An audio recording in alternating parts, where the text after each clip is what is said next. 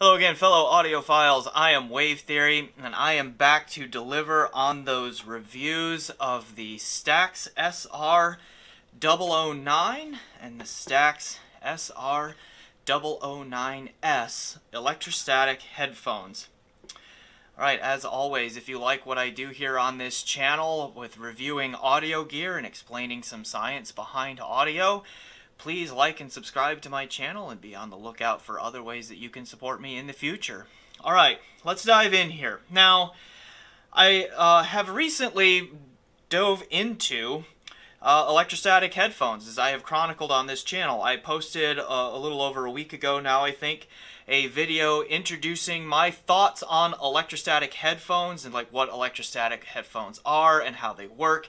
And I talked about some of the advantages that I had seen, and I will link to that video down below. Shortly thereafter, I posted my review of the Audeze Carbon electrostatic headphone, and I will post my review to that down below as well.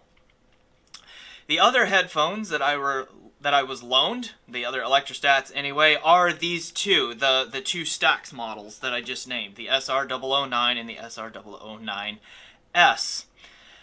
And I originally had planned to do separate reviews for the two of these, but then, after listening to the 009 and just looking at where the market is right now, it doesn't seem like the 009 needs its own full review. So I will make some comments about it, but most of this will focus on the SR-009s, as that is like the current model, the current generation of the 009 namesake. Anyway. Okay, so let's talk about the build of these things. So they both are built very, very similarly. They both have suspension strap headbands on them. They both have these circular round ear cups with the silver machined aluminum cup there. It's very nice looking. They're very similar builds here. One aesthetic difference, and I think this probably has some audible consequences because they likely changed material a little bit, is you can see the 009 here, and I'll hold it up there, has a silver plate, okay, a silver conductive plate on the inside there, and there's a goldish colored one on the 009s. So that's one principal aesthetic difference that I can tell. I haven't dug into why this one is a different color. They may very well have changed the materials, or maybe it is just a different color. I don't know, something like that. But otherwise, I mean, these things look and feel pretty much the same otherwise. So let's just pull the 009 off the stand here.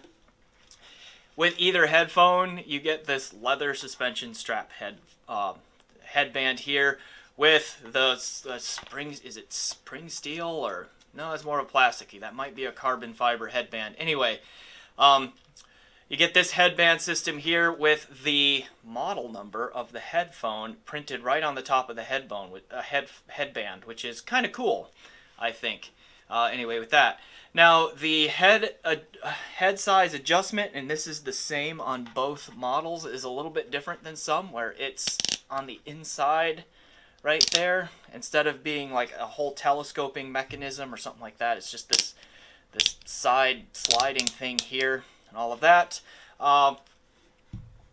It stays in place. I never had an issue on either unit with that moving around on me or anything of that nature. There's some swivel in the cups this way. There's just enough there.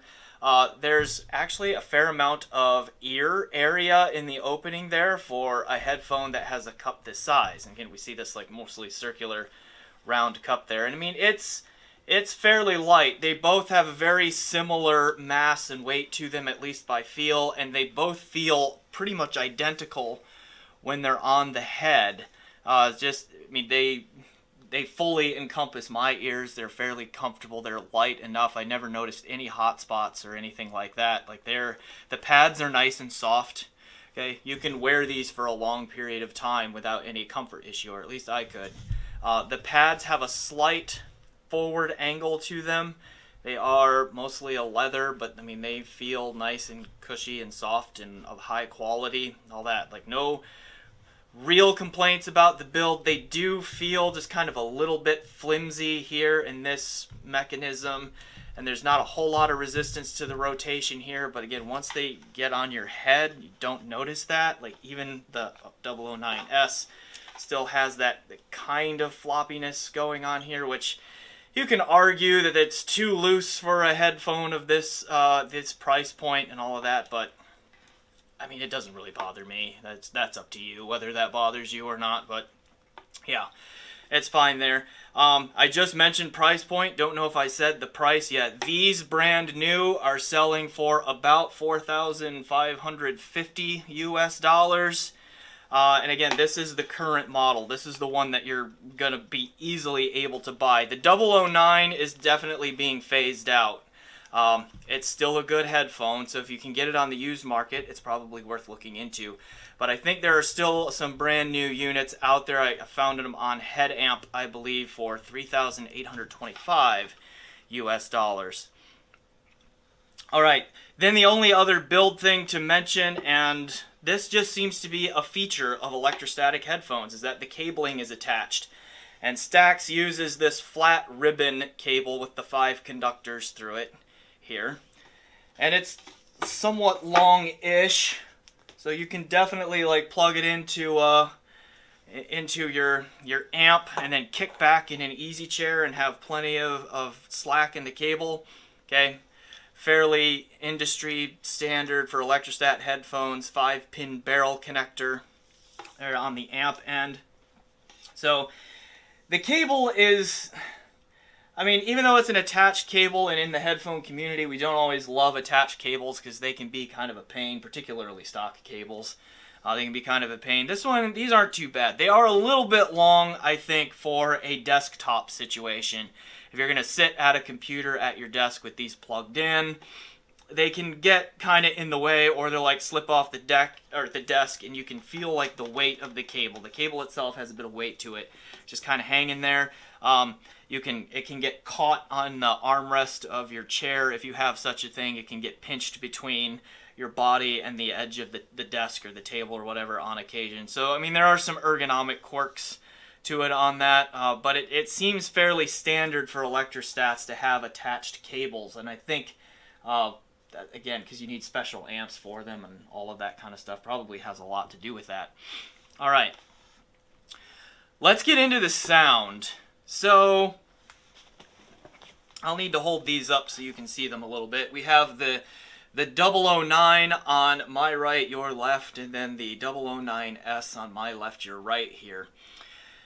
For the most part, I would say the signatures on these guys are neutral. I would say the 009 is the more neutral of the two, where the 009s adds back in a little bit of warmth from a frequency response standpoint. Now, this is still much more neutral than it is not, in my opinion. It's just a hint of added warmth in there, but otherwise you're talking pretty flat, or at least perceptively flat frequency responses on both of these. They both have pretty good bass extension, but the bass is not elevated, so there's not a ton of rumble or anything like that going on. They both also have nice airy treble that doesn't seem rolled off much at all either. And in fact, they might be a little bit opposite. The 009 in particular might be just a little bit more forward in the upper treble comparatively. But still, overall, the tunings on these are pretty neutral, I would say. That kept coming back up in all of my listening and comparisons with any other headphones I listened to, is these two just, they seemed quite neutral. The 009 a little bit more. The 009s had a little bit of seemingly added warmth to it, but again, still mostly neutral. All right. The detail retrieval / resolution on both of these headphones is excellent. Like I talked about electrostat speed in my electrostat introduction video and also in my Odyssey Carbon review, and these both have it in spades. I would say even more so of the 009s, because again, it's the newer model. in the 009, but that electrostat speed and resolution and detail and micro detail retrieval and texturing and all of that is here on both of these, very much so. They are very quick, very fast sounding. All right, so if you are a detail lover, these will be up your alley on that. Now, what I also appreciated about them is even though they are very resolving, is they don't force it. They do not push it at you and just grab and demand your attention in that way. And like an example of what I mean by that is if you've heard Abyss planar magnetic headphones, like those are incredibly resolving, pull out a lot of detail, but they also just push it right at you. And there's always like, here I am, I'm resolving, pay attention to my detail. These are not that extreme. They are more detail forward than the Odyssey Carbon, for example. They're going to be more detail forward than the Hi-Fi-Man Susvara, planar magnetic headphone, but they still, at least to my ear, are not overly aggressive and demanding in the detail retrieval. But that awesome detail retrieval, I think I mentioned this, it textures the sound very well, particularly in the bass.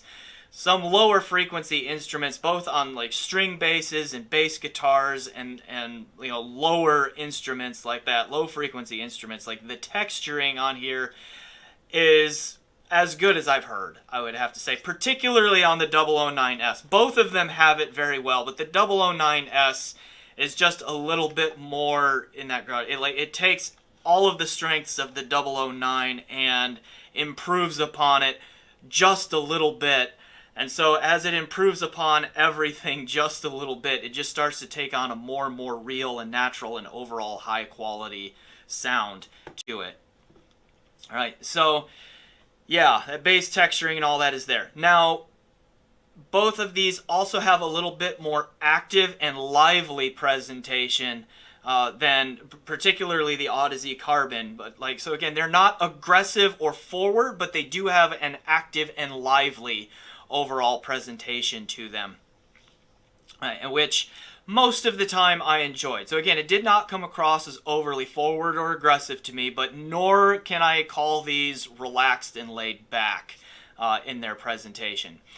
Now, things like spatial stuff, soundstage, imaging, separation, and all that, both of these are very good at imaging and separation. So again, the imaging in terms of spatial presentation, just to make sure we're all clear on how I use those terms, the imaging is the positive statement of location-based sounds, like where is the sound coming from. They're very good at placing instruments and voices and all of that in the soundstage, both laterally and in terms of depth. They're both very good at that. They're also very good at separating the space between those sonic images. So the negative side of the spatial imaging, and I don't mean negative in terms of bad, but just in terms of like where are sounds not coming from, right? And so these are very good at both placing sounds, but also like separating and putting space between those sounds and create a very coherent, very believable sense of a spatial presentation. Now, sound staging, these are not huge, nor are they small.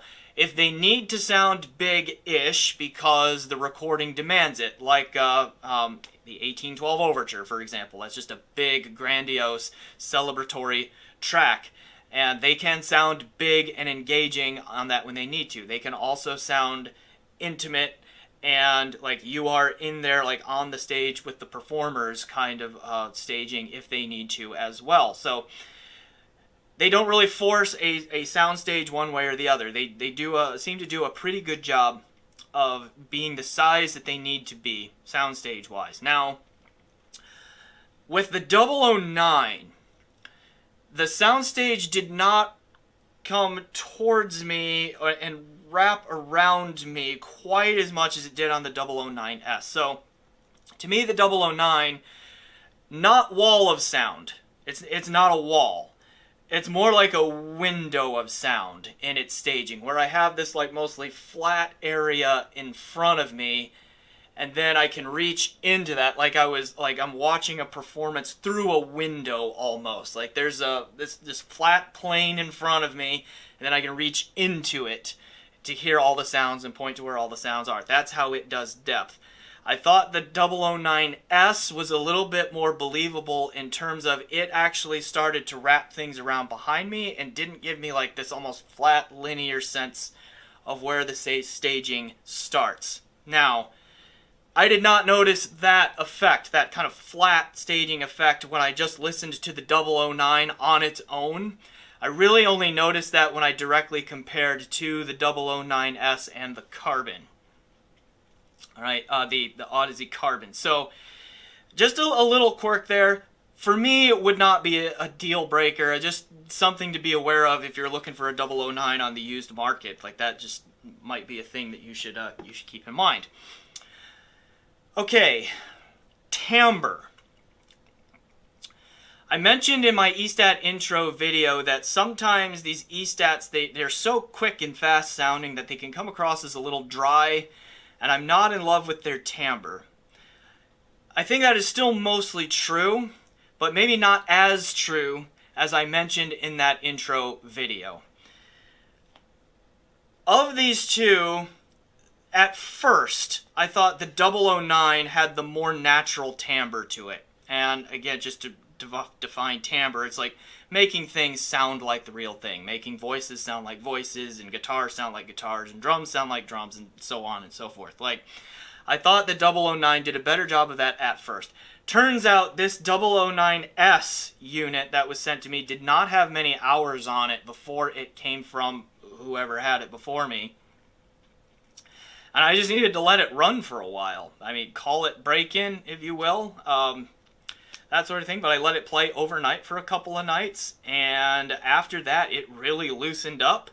And that timbre started to become a lot more sweet and natural. Now, to me, it still doesn't catch like a Susvara. It might be up there with more like a Focal Utopia in terms of natural timbre and all of that. But like it's at $4,500-ish US dollars. I still have heard some do natural timbre better than this one, but it's also far from the worst that I have heard in that regard. So, of these models, I still think the timbre for the electrostats that I have been able to listen to has not caught the best planars that I have heard on that. I would have to have them here to hear side by side, but it maybe has not caught or is right there with some of the best dynamic driver headphones that I've heard. Okay, but it's not noticeably worse than those. I'd say it gets into the thick of the pack. So that means that I need to leave open the possibility that there are eStats out there that really have very natural sounding timbre. So that is entirely possible. And I have the 009s to thank for making me rethink that one. All right, let's see. What other aspects of performance do I need to talk about? I think that covers a lot of the technical stuff as far as what these can do on their own merits. Now, I've compared these two to each other a lot during this review so far. To me, the 009s is a more grown-up, slightly more refined in just about every technicality version of the 009. It has a little bit more warmth to its signature, and I think that helps it sound a little bit sweeter and a little bit more natural in its timbre and that sort of thing. The only place that might not be true is kind of in the lower treble. Like I think that when a drummer rides the bell of a crash cymbal, that makes a very unique sound to it. I might slightly prefer just the 009's timbre on that one particular aspect, but this is in no way poor at doing that. It's still very good, all right, in that regard. So, if you were in the market for a 009 headphone, like one of these here, I don't think I would recommend just the 009 at the $38.25 price for a brand new model from Headamp. I would say you're gonna want to buy used on this one and try to get it under $3,000. I think that's probably where it falls. Try to get a used one there. I think 4,500-ish USD for the 009s is a fair asking price. To me, and on the breadth of the full range of its technical ability and its listenability and that sort of thing, it is right in the thick of it with the other $4,000 to $5,000 headphones that I've heard. And I've heard a number now, and I can link to my comparison video where I talk about all of those. But we're talking Susvara, the Abyss 1266, the LCD5, the Utopia, okay, Stealth, the Meze Elite, like a number of those, right, in that price range I've heard there. And I'd say this is right in the thick of it with that group in terms of overall technicalities. It's probably going to out-resolve several of those. It's not going to sound quite as natural as some of those. So it's just one of those things where you just have to decide what's important to you. I would take either one of these over the Audeze Carbon, I believe. To me, I appreciated their slightly more lively and energetic presentation. The Carbon had a little bit more deep bass rumble, punch, and slam to it. These are not slammy. They just don't hit quite as hard as the Carbon does. But the Carbon already doesn't hit that hard. So if you like hard hitting, like Foztex or Focal type of really pop ya bass, this is not what you're after. But nor are any of these devoid of that bass impact. It's just not a standout feature of the sound there. But the Carbon for me was too forward in the mids that it sounded shouty and honky and that sort of thing. And these rarely sounded that way for me. I would say not never, but it was quite rare to the point where it would usually stand out and I would notice it just because it didn't happen very often. Sort of a thing. Okay. But other than that, like, I think the staging and the spatial performance, particularly of the 009s and the Carbon, are pretty competitive with each other. The 009 is not far behind on that. And to me, these two have a more natural overall timbre than the Carbon does. So I would take either of these over that.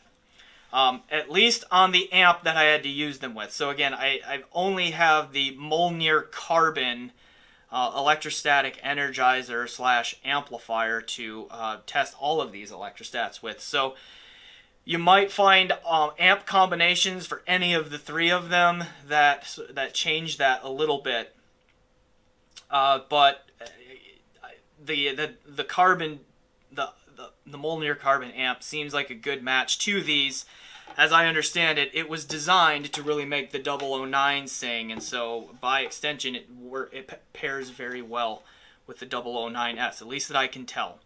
All right, on that. So there are a few comparisons with the Carbon. I think what I will do here is I will follow up and make like an Electrostats impression video part 2. Now that I have had more time with all of these and to like really digest what they are all about and what they can do, and so I will have some follow-up thoughts on that. And then I will post a not quite full review, because I don't think that's fair, but at least an impressions video of that Mjolnir Carbon amp. Mostly because I haven't heard any other electrostatic energizer, so I don't know how it stacks up to its like competition, but I can make some thoughts about it otherwise, and so I will do that. So I will leave this video there.